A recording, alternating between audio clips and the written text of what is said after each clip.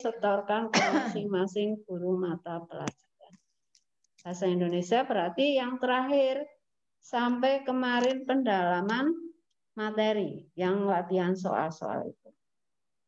Ya, sebelum dimulai, mudah-mudahan kalian semua berada dalam kondisi yang sehat, bisa mengikuti pembelajaran ini dari awal sampai dengan terakhir nanti jam 9.20 tanpa melakukan kegiatan lain yang tidak berhubungan dengan mata pelajaran bahasa Indonesia. Mungkin ada yang pakai headset tapi yang didengarkan yang lain. Tolong itu ditinggalkan, sudah tidak zamannya lagi. Memang Bu Widi tidak bisa mengetahui secara langsung, tapi imbasnya nanti kalian akan tidak konsentrasi, tidak menerima apa yang diberikan hari ini. Baiklah, sebelum pembelajaran dimulai, kita berdoa terlebih dahulu dengan bacaan basmalah. Bismillahirrahmanirrahim. Ya. Sekarang kalian bisa sambil membuka soal yang kemarin tidak? Atau bisa melihat dari tayangan kami ya, yang dari sini ya. Soal yang pendalaman kemarin. Kalau ada yang belum mengumpulkan, belum mengirimkan jawaban yang dari kemarin, tetap kami terima setelah ini. Tapi tentu saja dengan nilai yang berbeda. Tidak akan disamakan, karena yang ini kan nanti akan kita bahas ya. Nah, nanti kalau sudah dibahas, kemudian kalian baru mengumpulkan, berarti jawaban yang kalian kumpulkan belum tentu hasil kerja kalian. Bisa juga setelah ini dibahas, kamu baru jawab, baru mengirimkan. Oleh karena itu, tetap dikirimkan, tetap diterima, hanya nanti nilainya akan berbeda dengan teman-teman kalian yang sudah mengirimkan dari kemarin atau sebelum kegiatan Zoom. Bisa dimengerti? Ya. Sambil kalian siapkan alat tulis, kami tidak akan menyampaikan secara khusus untuk kisi-kisi ujian sekolah, tapi dari yang dibahas ini nanti akan kalian ketahui, oh materi yang akan kita gunakan untuk ujian apa saja, tapi ini masih mendasarkan pada kisi-kisi pada tahun lalu, bukan tahun sekarang, karena yang sekarang belum bisa ditampilkan. Baik, kita akan memulai. Monggo Pak Haji.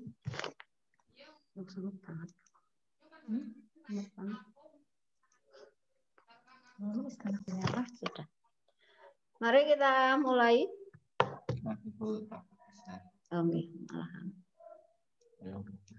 Anu saya kira nggak bisa itu yang pakai bintang-bintang. Ini orang-orang.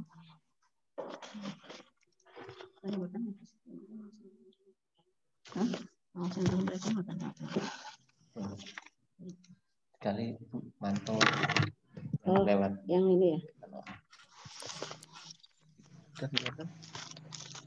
Ini sih ada. Materi ini. Ya, saya lanjutkan ya. Tadi di Widi sudah mengantarkan untuk hari ini kita tidak akan membahas tentang materi karena memang materinya untuk semester 2 ini sudah selesai dengan yang kemarin di Widi yang terakhir. Sehingga untuk itu sebagai materi atau bahan latihan nanti kamu ujian sekolah tadi sudah disampaikan, kalian sudah seharusnya mengirimkan jawaban ya, mengirimkan jawaban untuk latihan-latihan soal yang sudah diberikan kemarin. Nah, untuk hari ini kita melihat bersama-sama, kita bahas satu persatu. Kalau selesai ya alhamdulillah, kalau tidak ya berarti kita lanjut pada pertemuan yang akan datang. Kita awali mulai dari nomor 1 ya. Sekali lagi yang belum mengirim segera mengirim karena nanti setelah kita bahas ini kiriman kamu betul semua, tentu tidak mutlak nilainya seperti ketika kamu menjawab sebelum ada pembahasan. Pilihlah jawaban yang paling tepat. Ya. Iki kenang kene iki mat kiriman Bu. Maksudnya bukan tidak. Bisa bukan? Boten sih ya. Itu Zoom. Mboten niku anu. Itu Zoom apa sana? Atau pakai Zoom aja. Yang Zoom. Oh, pakai itu. Saya ulangi ya sambil nanti kamu siapkan kertas, kamu rat-rat. Oh berarti ini materi, kalau materi ini tentang materinya tentang apa ya, kamu identifikasi tersendiri. 1, perhatikan judul teks deskripsi berikut ya, itu tentang teks deskripsi. Judul teks deskripsi rumah tongkonan. Berdasarkan judul teks tersebut, kerangka isi yang sesuai adalah, nah kalau seperti ini ya, kerangka isinya ya kamu lihat di situ, berarti kamu harus sudah terpaut pada struktur ataupun bagian-bagian dari teks deskripsi. Itu terdiri dari apa saja ya. Pilihan jawabannya di situ A, identifikasi ya, masuk dalam identifikasi, di dalamnya adalah nama objeknya, lokasi, gambaran umum objek. Kemudian memerinci bahan kayu, ukiran rumah, hiasan atap rumah, dan kesan umum. Ya, sekali lagi, ketika mendapati soal yang seperti ini, maka kamu harus mengingat pada struktur atau bagian-bagian dari teks deskripsi tersebut, terdiri dari apa saja teksnya, yaitu identifikasi, rincian, kemudian kesan umum. Ya, di situ ada yang A, urutannya seperti itu, yang B, memerinci bahan kayu, ukiran rumah, hiasan, atap rumah, kemudian identifikasi, nama objeknya, lokasi, gambaran umum objek, dan kesan umum. C, memerinci bahan kayu, ukiran rumah, hiasan, atap rumah, kesan umum, dan identifikasi. D, kesan umum. Ya, jadi ini jawaban yang dibolak-balik. Kalau melihat judulnya atau melihat apa soalnya yang berupa teks deskripsi, maka jawaban yang paling tepat adalah jawaban mana? Apa? Jawabannya apa? A. Ya, betul. Ya. Sekali lagi diingat-ingat struktur atau urutan ya dari teks deskripsi itu sendiri. Jadi di awal itu ada identifikasi. Berikutnya ya, nomor 2. Tips mengupas telur dalam jumlah banyak. 1. Rebus telur sampai masak. 2, ya ini bagian yang kedua, ini dirumpangkan. 3, ganti air rebusan.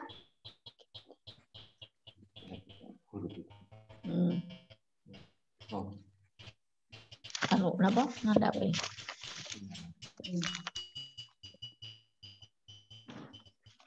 Mengupas telur dalam jumlah banyak. 1, rebus telur sampai masak. Kemudian bagian 2 kosong, ganti air rebusan dengan air dingin. Diamkan beberapa menit agar telur tidak terasa panas. Goyang-goyangkan panci ya, bukan panik ya, agar semua telur mengelupas. Goyang-goyangkan panci ya, goyang-goyangkan panci. Kemudian kalimat petunjuk ya, ini berarti berbicara tentang teks apa? Memberikan petunjuk atau melakukan sesuatu. Yang tepat untuk melengkapi petunjuk tersebut adalah, berarti kamu melihat kalimat pertama dengan kalimat yang ketiga, ya kita lihat koherensinya. Ya. Rebus telur sampai masak. Jawaban yang tepat berikutnya apa? Apa? A, B, C, atau D? Apa? C. C. Ya, setelah masak, ya, kan sudah ada sampai masak, rebus telur sampai masak. Ya, setelah masak, buang air rebusannya. Nah, hubungannya dengan kalimat yang ketiga, ganti air rebusan dengan air dingin. Ada dua jawaban yang sepintas sama, yaitu setelah masak. Nah, kita lihat kalau kita memilih yang D, setelah masak tiriskan beberapa saat. Nah, di sini sudah dibuang airnya, ya, ganti air rebusan dengan air dingin, ya. Berikutnya nomor 3. Bacalah kutipan surat berikut, ya, tentang surat, menyurat. Sehubungan dengan hal tersebut, kami mengharapkan kehadiran Bapak Ibu pada hari Selasa 20 April pukul 10, tempat Aula SMP, acara sosialisasi program sekolah. Berikutnya dirumpangkan atau dikosongkan. Berarti di sini kamu akan memilih bagian surat. Bagian apa? Penutup. Penutup, ya. Paragraf penutup surat tersebut yang tepat adalah: semoga Bapak Ibu dapat hadir tepat waktu. Terima kasih. Atas perhatiannya kami mengucapkan terima kasih. Atas perhatian dan kerjasamanya kami mengucapkan terima kasih. Atas perhatian Bapak Ibu kami ucapkan terima kasih.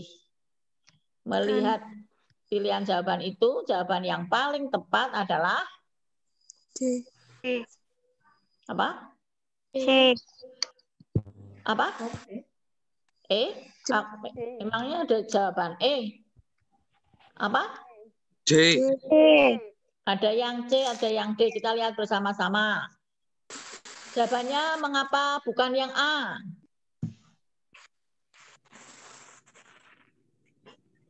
Jawabannya mengapa ada yang A? Kata semoga, ya, padahal surat ini adalah surat resmi, ya. Semoga Bapak Ibu dapat hadir tepat waktu. Tidak perlu seharusnya menggunakan kata, tidak seharusnya menggunakan kata semoga. Berarti nek ora teka ya ora tidak tepat waktu, tidak apa-apa, hanya harapan saja, ya. Atas perhatiannya, mengapa bukan itu? Kesalahannya pada penggunaan apa? Kata apa?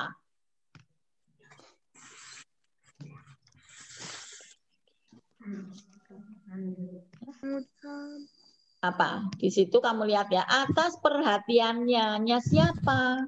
Ya, apaan di situ? Kalau dalam surat langsung saja, maksudnya kamu meminta perhatian siapa? Perhatian Bapak Ibu yang diundang, ya.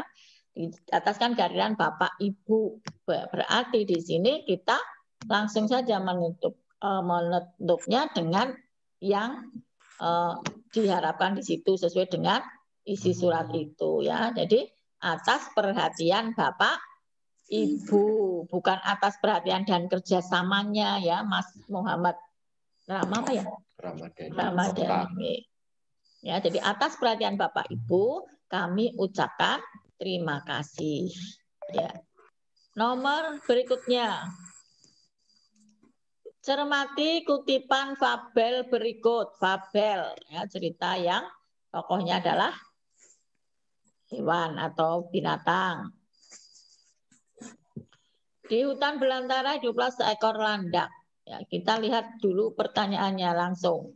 Kesalahan penggunaan kata depan. Ya, kata kuncinya di sini adalah penggunaan kata depan. Berarti yang harus ada dalam pikiran kamu dan kamu paham tentang jenis-jenis kata depan dan contohnya, ya. Dan contohnya kata depan atau sering disebut juga dengan preposisi, ya, kata depan. Setiap hari Landa bermain sendiri. Mencari makan pun dia hanya berani pada malam hari di saat binatang lain tidur pulas. hatinya sedih karena tidak mempunyai teman yang bisa diajak berbicara dan bermain. Kata depan apa yang bisa kita lihat pada kalimat di situ?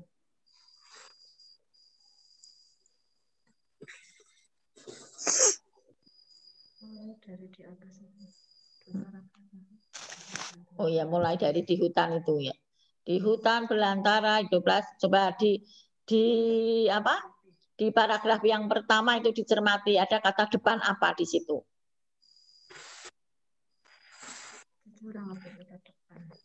Iya, jangan-jangan kamu nggak ngerti ya kata depan apa kelalen.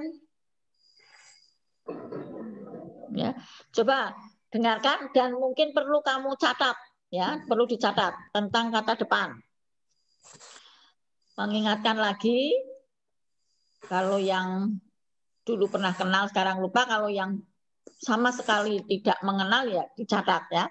Kata depan disebut juga dengan preposisi. Jenisnya ada kata depan yang menunjukkan tempat, ya, tempat atau berada. Contohnya ada kata depan di, pada, dalam, atas atau antara, atas dan antara, ya. Di, ya. Jadi menunjukkan tempat. Saya sedang ada di ruangan itu, di kata depan, ya.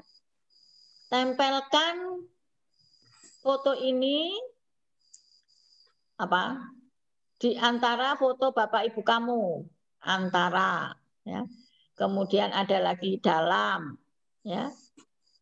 Atas. Ini menunjukkan tempat atau tempat berada. Kemudian yang menunjukkan arah usul, arah asal, maksudnya arah asal.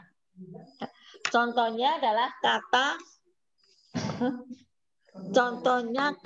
depan dari, ya, menunjukkan arah usul. Saya arah asal. Saya baru saja dari perpustakaan misalnya. Oh, ya. Kemudian arah tujuan, ya, contohnya kepada, akan, terhadap. Kemudian pelaku, contohnya kata oleh. Alat, contohnya kata dengan, dan berkat. Kemudian perbandingan, contohnya kata daripada. Ia lebih pinter daripada adiknya, daripada menunjukkan kata depan yang menunjuk perbandingan. Kemudian yang berikutnya akibat. Contohnya kata hingga sampai. Ia dipukuli sampai darahnya menganak sungai. Ya, darah sampai. Berarti menunjukkan akibat dipukuli tadi. Itu contoh-contoh kata depan. Ya, sekarang coba kamu lihat paragraf pertama, kata depannya apa saja di situ. Yang paragraf kedua kata depannya apa. Kesalahan penggunaan. Mengerjakan barangnya. Tulisan.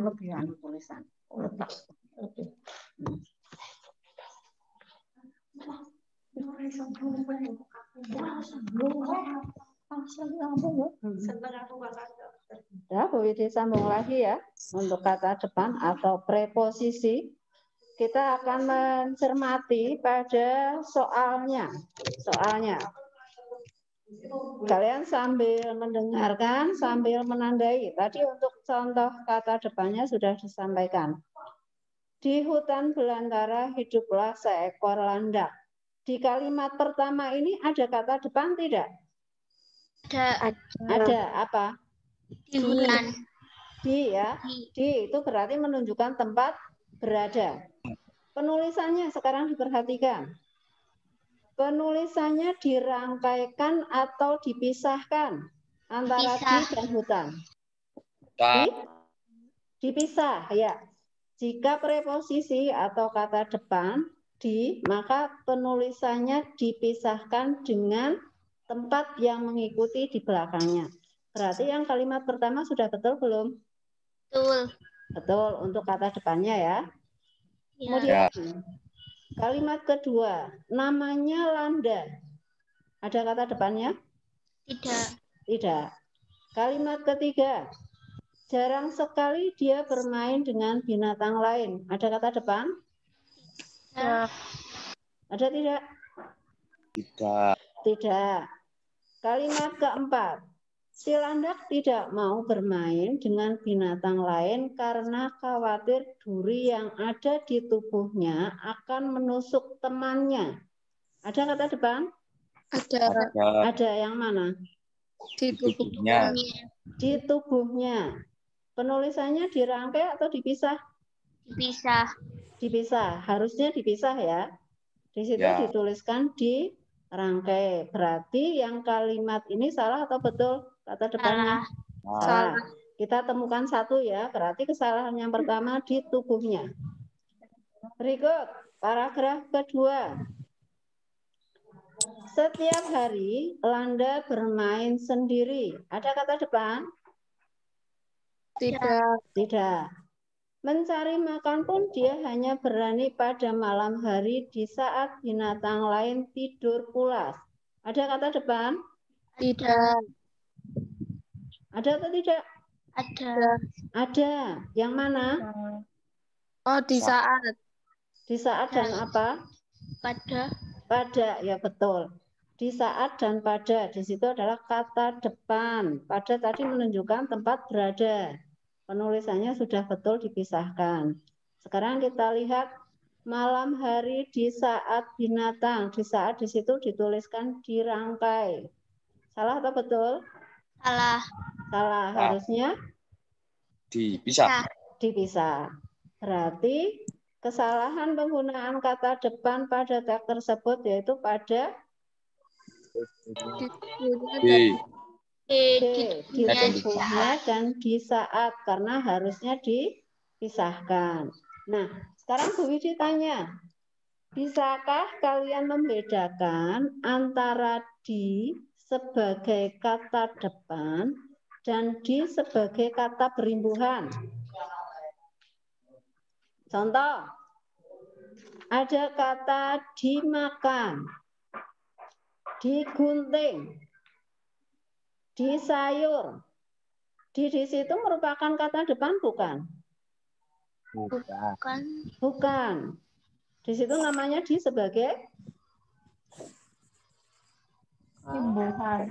iya, kata berimbuhan karena di bisa diubah menjadi imbuhan me. Penulisannya dirangkaikan. Nah, ini biasanya yang sering terjadi kesalahan membedakan antara di sebagai kata depan dan di sebagai kata berimbuhan. Contohnya di kalimat terakhir itu. Hatinya sedih karena tidak mempunyai teman yang bisa diajak berbicara dan bermain. Di situ ada kata diajak. Nah, diajak di situ berfungsi sebagai di Imbuhan. ya, imbuhan, betul. Karena dia bisa diubah menjadi kalimat menjadi kata yang berimbuhan mengajak. Nah, bedanya kalau di sebagai preposisi biasanya di-nya tidak bisa diubah menjadi me. Misalnya di saat tidak bisa menjadi Mesaat. mesaat. Di tubuhnya tidak bisa menjadi Tubuhnya. menubuhnya. Jelas ya? Beda kata Ya. depan dengan kata berimbuhan ya? Ya. Ya, oke. Ya. Nomor 5. 5. Simak teks laporan hasil observasi berikut. Ini materi kelas 9. Semester 1, materi paling awal. Laporan hasil observasi, berarti laporan hasil pengamatan. Nanti kalian buka-buka lagi yang berkaitan dengan laporan hasil observasi, antara lain tentang strukturnya. Kalau strukturnya itu kan secara umum ada 2, yaitu pernyataan umum dan uraian. Pernyataan umum dan Uraian. Masih ingat itu? Pernyataan umum dan uraian. Bagian pernyataan umum biasanya itu menentukan klasifikasinya. Klasifikasi berarti penggolongan aspek dari sesuatu. Bisa misalnya tentang hewan, tentang tumbuhan, atau yang lain. Digolong-golongkan dulu. Itu pada bagian pernyataan umum. Kemudian bagian yang lebih lengkap lagi disampaikan pada bagian uraian. Jadi untuk strukturnya itu teks laporan hasil observasi mulai dari pernyataan umum, kemudian bagian keduanya adalah uraian. Nah, di uraian ini ada tentang deskripsi bagian, ada tentang deskripsi manfaat. Coba kita perhatikan, kita baca dulu soalnya. Kutipan tersebut merupakan bagian struktur dari paragraf di atas. Kita baca bersama. Indonesia merupakan paru-paru dunia kedua. Indonesia memiliki hutan lebat yang memberikan banyak oksigen. Di negara ini terdapat tumbuh-tumbuhan dan hewan yang khas seperti matoa, kayu cendana, burung cendrawasih, orang utan, dan komodo. Nah, bagian di atas itu merupakan bagian struktur yang mana? Definisi umum. Apakah definisi umum? Kalau definisi umum berarti mulai dari penggolongannya dulu.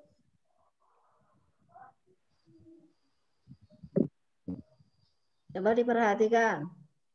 Indonesia merupakan paru-paru dunia kedua. Indonesia memiliki hutan lebat yang memberikan banyak oksigen.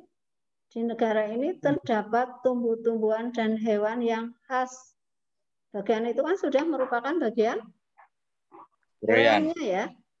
Uraiannya. Berarti masuk pada bagian apa? Deskripsi bagian. Deskripsi bagian. Ya, sampai ini paham? Paham. Paham. Nomor berikutnya, nomor 6. Nomor 6. 6.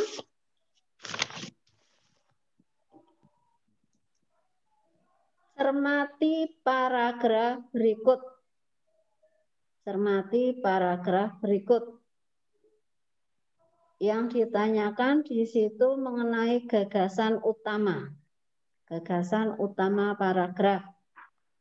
Berarti gagasan yang dijelaskan oleh gagasan penjelas. Kalau sudah masuk dalam kalimat, berarti dia yang dijelaskan oleh kalimat-kalimat yang lain. Itu yang namanya gagasan utama. Atau mengarah gampangnya, intinya, pokoknya yang dibicarakan di situ. Kita baca soal nomor 6, mungkin ini nomor 6 yang terakhir Pak Aji. Okay. Rupanya tidak cukup 12 tahun penderitaan rakyat di negara A akibat embargo yang dimotori negara B. Kalimat kedua sudah menjelaskan, ini dilihat. Tidak cukup pula tewasnya 500.000 anak negara A karena kurangnya obat dan makanan akibat embargo itu. Hari-hari ini negara B akan menyisihkan lebih banyak rakyat negara A untuk sebuah rezim yang tidak disukainya.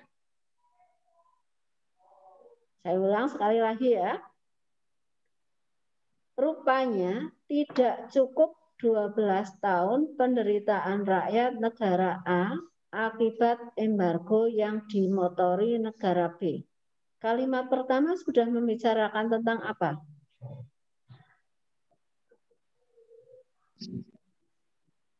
Rupanya Embargo. tidak cukup 12 tahun penderitaan rakyat negara A akibat embargo yang dimotori negara B. Membicarakan tentang apa kalimat itu? Penderitaan akibat Penderitaan embargo. rakyat ya, akibat dari embargo negara B. B. Nah, dari situ kalimat yang berikutnya menjelaskan. Berarti gagasan utamanya yang mana? A. Yang A. Rakyat negara A menderita akibat embargo negara negara B. B. Jelas? Jelas. Jelas. Saya nggak banyak, nggak apa-apa. Yang penting paham. Saya ulang ya. Oke. Tadi yang sudah kita bicarakan nomor 1 berarti tentang teks deskripsi. Nanti kalian cari strukturnya. Kemudian yang kedua tentang teks prosedur. Teks prosedur berarti petunjuk ya. Kemudian nomor 3 tentang surat. Nanti kamu pelajari antara surat resmi dan surat pribadi. Strukturnya bagaimana. Kemudian 4 tentang kata depan atau preposisi. Yang kelima, laporan hasil observasi. Dan yang keenam, gagasan utama. Ya, nomor sampai 6 nomor itu. Itu saja untuk hari ini. Mudah-mudahan walaupun tidak banyak, tapi memberikan manfaat untuk kalian semua. Amin. Amin. Yang belum tugasnya silahkan ditunggu terakhir hari ini. Saya akhiri dan terima kasih sekali atas keaktifan kalian yang sudah mengikuti sampai selesai dengan sungguh-sungguh dan mengirimkan tugasnya sampai dengan selesai. Sukses untuk kalian, sehat selalu. Kita akhiri dengan bacaan hamdalah. Alhamdulillah. Assalamualaikum warahmatullahi wabarakatuh. Waalaikumsalam warahmatullahi Warahmatullahi wabarakatuh. warahmatullahi wabarakatuh.